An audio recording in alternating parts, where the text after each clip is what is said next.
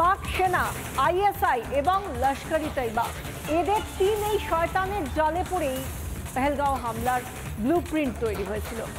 NIA প্রাথমিক তদন্ত রিপোর্টে একেবারে সুস্পষ্টভাবে এই তিনজনের নাম উল্লেখ করা হয়েছে, তিন সংস্থার নাম উল্লেখ করা হয়েছে। সেই সঙ্গে বলা হয়েছে পাকিস্তানে বসেই পেহেলগাঁও হামলার সমস্ত ষড়যন্ত্র তৈরি হয়েছে এবং সেই সঙ্গে এই প্রাথমিক রিপোর্টে এনআইএ 2 পাক সন্ত্রাসীর নাম উল্লেখ করেছে।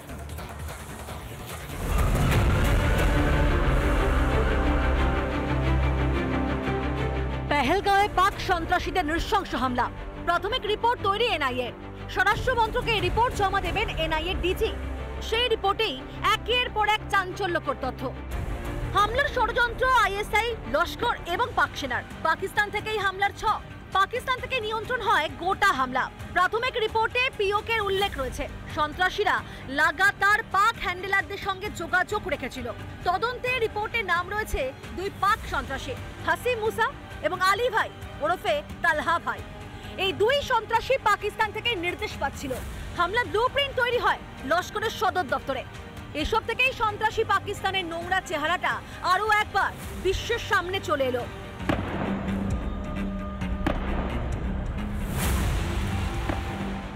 রিপোর্টে আরো বলা হয়েছে বেতাব ভ্যালিতে লুকিয়ে রাখা ছিল অস্ত্র। রিপোর্টে হামলায় স্থানীয়দের যোগ স্পষ্ট। হামলায় যুক্ত স্থানীয়দের তালিকা তৈরি এনআইএর। সন্ত্রাসীদের সাহায্যের কথা স্বীকার 3 স্থানীয়। আলাদা আলাদা কাজে সন্ত্রাসীদের সাহায্য করে তারা। এনআইএর জেরায় দোষ কবুল ওই 3 জনের। সন্ত্রাসীদের খাবার পাঠাতো এক ব্যক্তি। ওই ব্যক্তি ঘোড়ার চালক হিসেবে কাজ করত। রেকি করতে সাহায্য করে আরেকজন। তৃতীয় ব্যক্তি হামলাস্থল বাছাইয়ে সাহায্য করে। এই তৃতীয় জনই নাকি বাইসারানে হামলার পরামর্শ দেয়। 150 জনের বয়ান রেকর্ড করেছে এনআইএ। তাদের বয়ান প্রাথমিক রিপোর্টে অংশ রয়েছে। এছাড়াও 3D ম্যাপিং এর রিপোর্টও তদন্ত রিপোর্ট তৈরিতে সাহায্য করেছে। এভাবেই সন্ত্রাসীদের শাস্তি দেওয়ার দিকে আরো এক ধাপ এগোলো ভারত। কোনোভাবেই এরা রেয়াত পাবে না। পৃথিবীর যে প্রান্তের তারা লুকিয়ে থাকুক, তাদের খুঁজে বের করে শেষ করবে ভারত। রিপাবলিক বাংলা।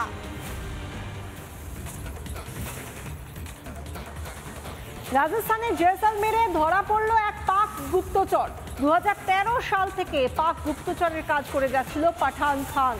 অবশেষে টাকার জন্য কাজ করা এই পাক গুপ্তচরকে ধরা হলো এবং জানা যাচ্ছে যে 2013 সাল থেকেই তার কাজটা ছিল সীমান্তের এপার থেকে খবর পাকিস্তানে পাচার করা। অবশেষে জালে পাঠান।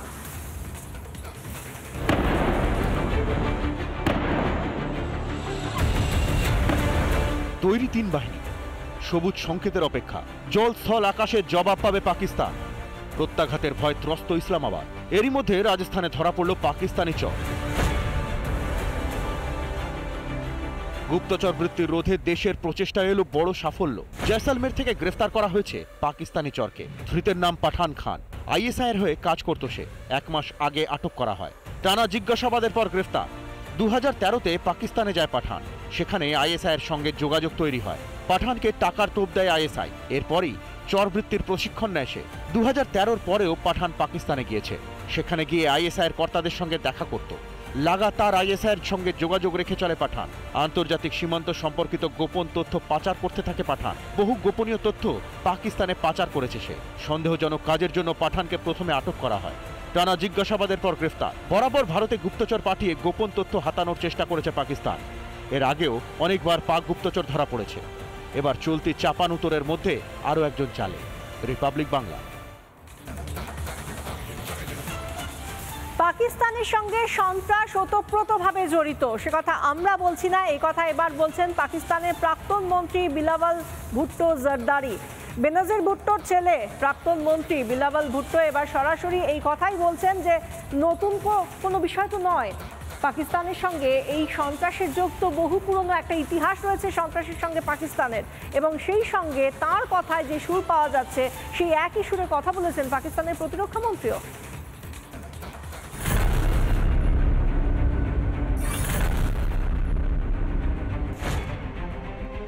সন্ত্রাসবাদ ও পাকিস্তান কাঁধে কাঁধ মিলিয়ে চলে। বিভিন্ন জঙ্গি সংগঠনকে অর্থ সাহায্য করে পাকিস্তান। এই অভিযোগ নতুন নয়। এবার প্রাক্তন পাক বিদেশমন্ত্রী তথা প্রাক্তন প্রধানমন্ত্রী বেনজির ভুট্টোর ছেলে বিলাওয়াল ভুট্টো সরাসরি মেনে নিলেন এই অভিযোগ। তিনি বলেন, পাকিস্তানের একটি অতীত আছে, এটা কোনো গোপন বিষয় নয়। তার ফলে আমরা অনেক ভুগেছি, পাকিস্তান ভুক্তভোগী হয়েছে। এই কথাগুলি বলতে গিয়ে জঙ্গি সংগঠনগুলিকে আর্থিক সহায়তা দেওয়ার কথাও স্বীকার করে নিয়েছেন পাকিস্তানের প্রাক্তন বিদেশ মন্ত্রী। তবে এখানে থেমে থাকেননি বিলাওয়াল। ফাঁকা আওয়াজ এসেছে তার তরফে। বলেন, সিন্ধু আক্রান্ত হলে যুদ্ধের জন্য তৈরি থাকতে হবে। সন্ত্রাসবাদ ছড়িয়ে এখন ভারতের ভয় কাঁপছে পাকিস্তান। প্রত্যাঘাতের ভয়ের মধ্যেই কদিন আগে নিজেদের কালিমালিপ্ত ইতিহাসের কথা স্বীকার করে নিয়েছিলেন পাকিস্তানের প্রতিরক্ষা মন্ত্রী খ্বাজা আসিফ। বলেছিলেন, 3 দশক ধরে এই নোংরা কাজ করে যাচ্ছে পাকিস্তান। মার্কিন যুক্তরাষ্ট্রের জন্যই কাজ করছি, এই ভুলের ফলও আমরা ভুগেছি। এই কথার সূত্র ধরেই এবার সন্ত্রাসবাদকে লালন করার কথা মেনে নিলেন বেনজির পুত্র বিলাওয়াল ভুট্টো।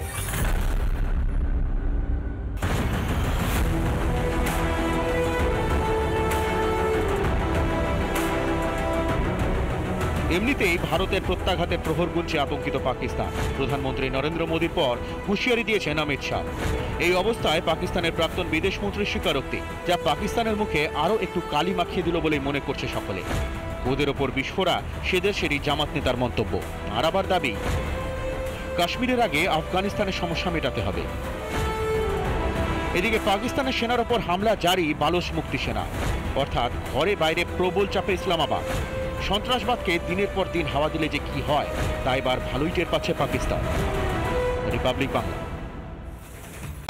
নানা ধরনের কন্টেন্ট দেখার জন্য লাইক করুন, শেয়ার করুন আমাদের ফেসবুক পেজ, সাবস্ক্রাইব করুন আমাদের ইউটিউব চ্যানেল। পাশাপাশি অন্যান্য ব্রেকিং নিউজের জন্য অবশ্যই চোখ রাখুন রিপাবলিক বাংলায়।